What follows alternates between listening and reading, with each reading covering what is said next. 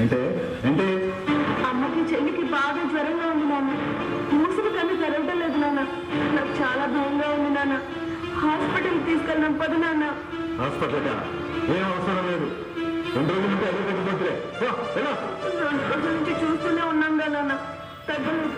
Please నాన్న hospital తీసుకెళ్దాం నాన్న. హాస్పిటల్ తీసుకెళ్ళడానికి వాళ్ళకి వేలు ఖర్చు పెట్టి ట్రీట్మెంట్ చేయించడానికి నా దగ్గర డబ్బులు లేవు. అయినా మీ మొహం నాకు చూపించొద్దాను. హాస్పిటల్ నువ్వేం తప్పు చేసావు? ఆడపిల్లలుగా పుట్టడమే మేము చేసిన తప్ప. రండి నాన్న, ప్లీజ్ నాన్న, ప్లీజ్ నాన్న.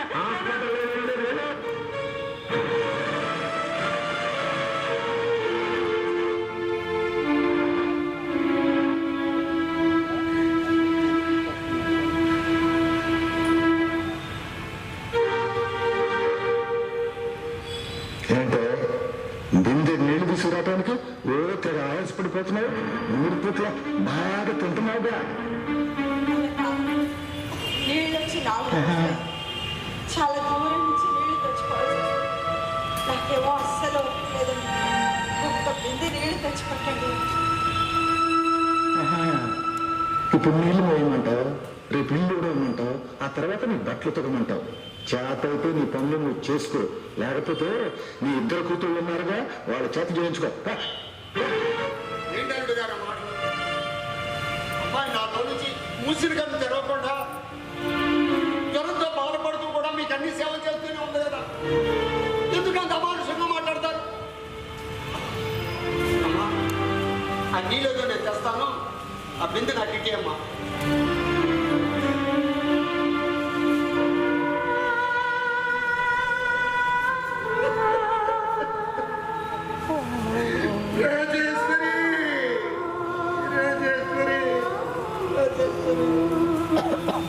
నేను తప్పు చేశాను రాజేశ్వరి, తప్పు చేశాను. నేను చేసిన తప్పుకి నాకు ఇంత పెద్ద శిక్ష వేస్తావా రాజేశ్వరి?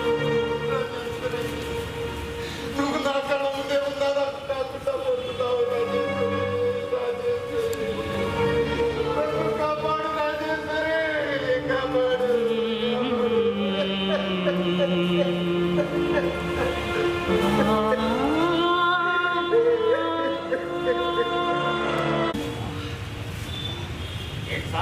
కూర్చున్నారు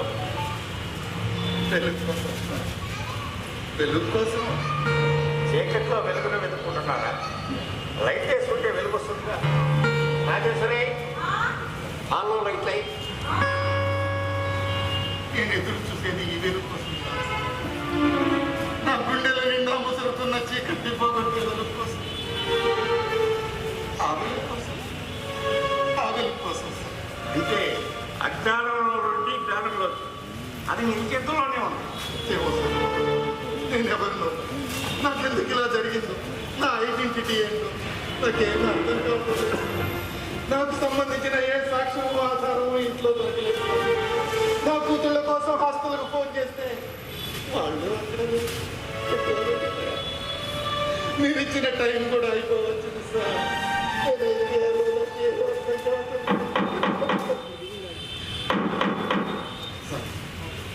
ఎవరో తలుపుకుంటున్నావు సార్? వచ్చింది ఎవరు అనుకున్నావు? తలుపవతలు ఎవరున్నారో నాకెలా తెలుస్తుంది సార్? తలుపవతల ఏముందో తెలుసుకోలేని మీరు ఎదుటి మనిషి మనసులోని భావాలను ఎలా తెలుసుకుంటారు? వచ్చింది ఆదిత్య. ఆదిత్య? అవును. ఇప్పుడు మగ పిల్లవాడు కదా, తిరుగుండని తిరిగి ఇప్పుడు చేరాడు. వెళ్ళి తలుపు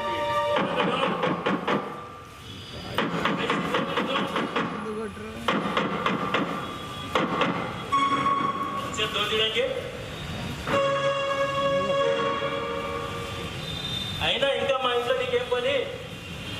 నాకు రేపటి దాకా టైం ఉందయ్యా. ఓహో, స్నానోదయం అవ్వాలి కదూ.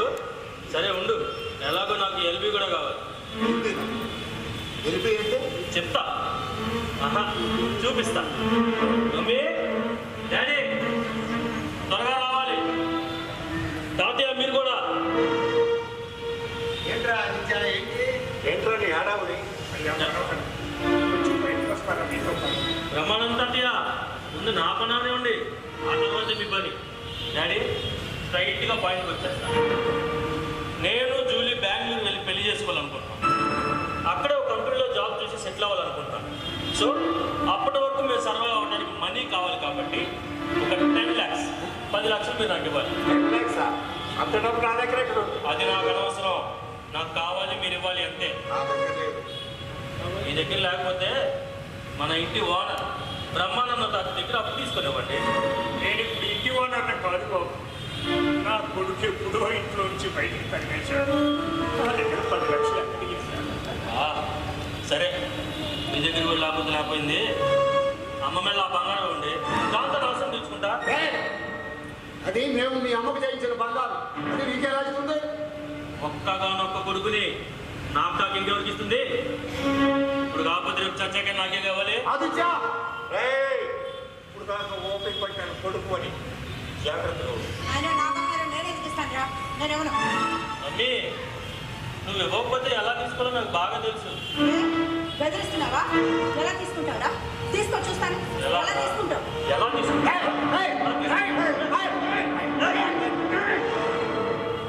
నువ్వు మనిషివేనా? నువ్వు అసలు కొడుకువేనా? అప్పుడు నీ ప్రేమ కోసం తల్లి మేడలో నగలు లాక్కుంటావా? అని పెంచి నిన్ను ఇంత వాడిని చేసిన తల్లిదండ్రులకు ఎదురు తిరుగుతావా? ఇదేనా నువ్వు వాళ్ళ పట్ల చూపించే ప్రేమ అనురాగం? Shut up I said. నువ్వు చూపించావా?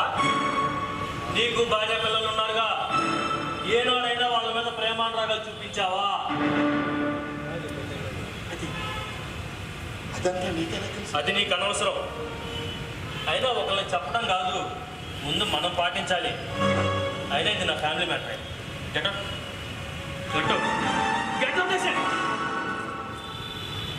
మమ్మీ, బంగారు ఇస్తావా? అది మాకు ఆ డబ్బు ఏర్పాటు నేను చేస్తా.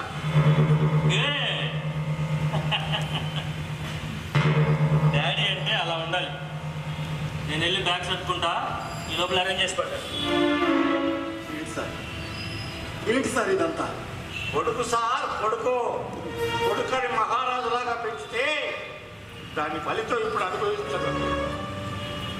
చూడు బాబు, నీకు 2 పిల్లలున్నారని చెప్పావుగా, వాడు కూడా నేను ఇలాగే బయటికి గెంటేసే ఉండాలే. అందుకే పిచ్చివాళ్ళగా తయారై మా కొంప మీదకి వచ్చి పడ్డావు. లేదు లేదు లేదు లేదు సార్, నా పిల్లలు ఎప్పుడూ నన్ను ఇంట్లో నుంచి గెంటేయాలనుకోలేదు సార్. నేనే వాళ్ళని ఇంట్లో నుంచి తరివేయాలనుకున్నాను సార్. నాకు 2 ఆడపిల్లలు ఉంటారు సార్. ఆడపిల్లలు ఇంటికి అరిష్టం అనుకునే దౌర్భాగ్యుడి సార్, దౌర్భాగ్యుడి. లక్ష్మీ పార్వతుల్లా వాళ్ళ ఇంట్లో తిరుగుతూ ఉంటే దరిద్ర దేవతలని అవమానించిన దుర్మార్గుడి సార్, దుర్మార్గుడి.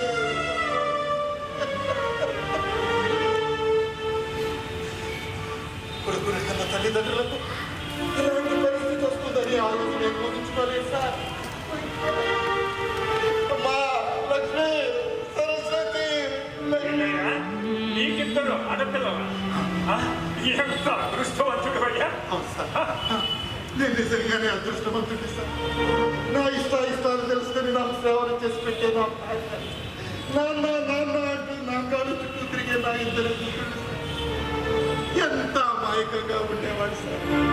నేను తెచ్చిందే తినేవాళ్ళు. ఏనాడు మాకు ఇది కావాలి నాన్న అని నోరు తెరిచి అడగలేదు, నా మాటకు ఎదురు చెప్పలేదు. వాళ్ళు నా మీద చూపించే ప్రేమానురాగాన్ని చిత్కరించుకున్న దుర్మార్గుడి సార్,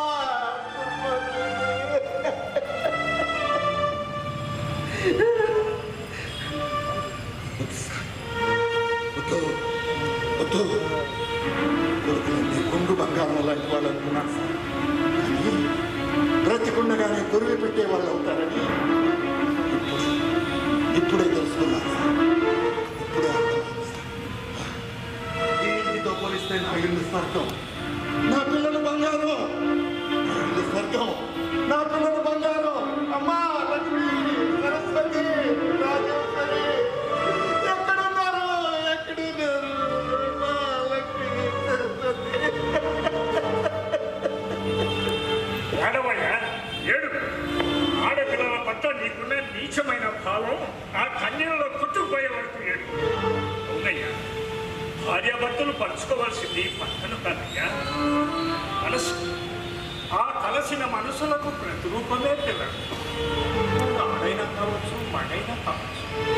వాళ్ళకు మనం పంచాల్సింది ఆస్తులు కాదు, ద్వేషం కాదు, ప్రేమను పంచాలి. అప్పుడే వాళ్ళు తిరిగి మనకు ప్రేమను పంచుతారయ్యా. చూడాయనా, ఆ విష్ణుమూర్తి దశావతారాలు ఎత్తాడో లేదో నాకు తెలియదు కానీ ఆడపిల్ల మాత్రం తల్లిగా, పెద్దగా, అక్కగా, చెల్లిగా ఎన్నెన్నో అవతారాలు ఎత్తి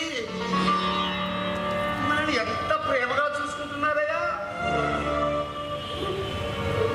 చూడండి మనోహర్, రైతులు తమ క్షేత్రంలో పంట పండించకపోతే మానవ జాతికి తిండే ఉండదు. ఈ శ్రీమూర్తులు తమ కడుపు పంట పండించకపోతే మానవ సృష్టి ఉండదు. నా దేశం, నా సంస్కృతి, నా భారతదేశంలో స్త్రీలు పూజింపబడుతున్నారు అని భుజాలు తట్టుకుంటున్నారు.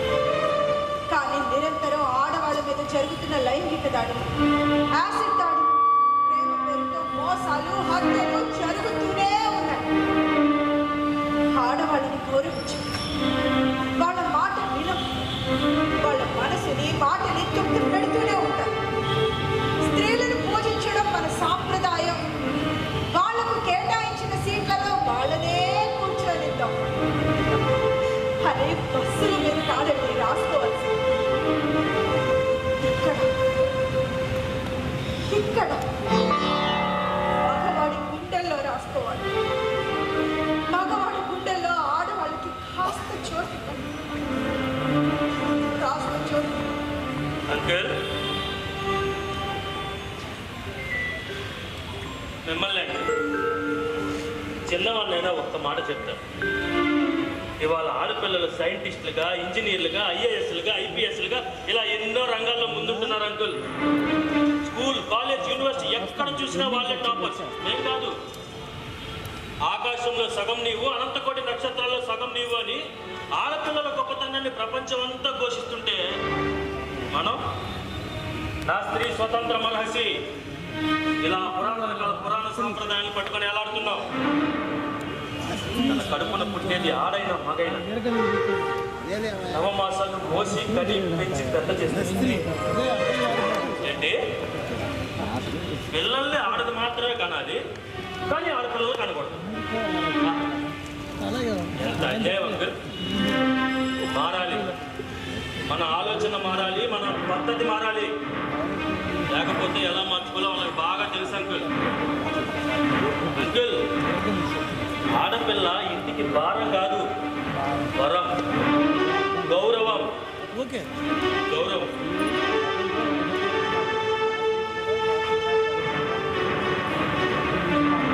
ఇదిగోండి, చూడండి ఒకసారి.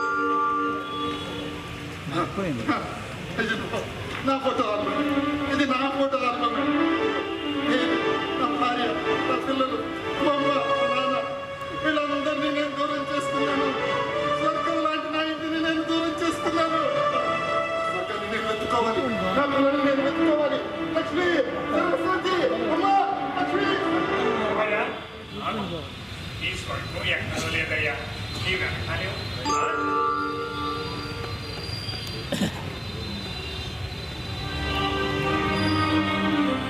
లేదండి, మీ రాజేశ్వరి మీరు మార్పు తీసుకురావడానికి నాన్న, బాబాయ్ వీళ్ళందరూ కలిసి ఇంత నాటకం వాడారు. అవునాడు, వాడు నా నాన్నడు అమెరికాలో ఉంటాడు. ఆడిచ్చేవాడు కొడుకు.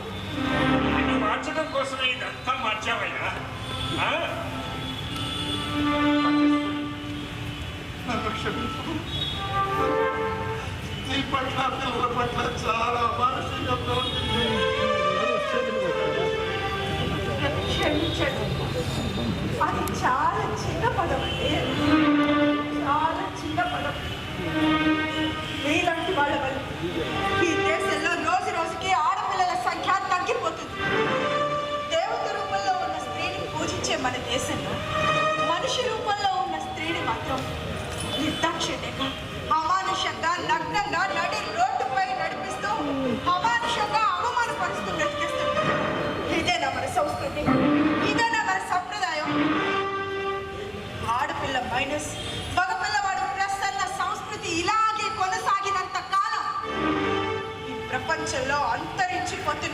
జాతుల్లో మానవ జాతి కూడా ఒక్కటవుతుంది. మానవ జాతి కూడా ఒక్కటవుతుంది. బహుశా మీరు పుట్టింది, నేను పుట్టింది, మహానుభావులు పుట్టింది, మేధావులు ఈ క్షేత్రం నుంచి ఈ క్షేత్రాన్ని గౌరవిస్తాం, ఆడపిల్లని కాపాడుకుంటాం. యత్ర నార్యస్తు పూజ్యంతే రమంతే తత్ర దేవతః యత్రైస్తు న పూజ్యంతే సర్వస్త్ర ఫలక్రియః.